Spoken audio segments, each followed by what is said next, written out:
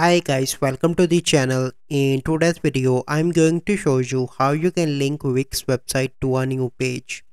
So first step you need to do is to open Wix dashboard and click on design site. Once you click on that, Wix website editor will be open. Once it is open, you can see different bunch of options here. You simply need to click on pages and menu, and here in the bottom you can see add menu item, and on the top here you can see add page option. Click on that option and now you have an option to add the page. So I'm going to add this one.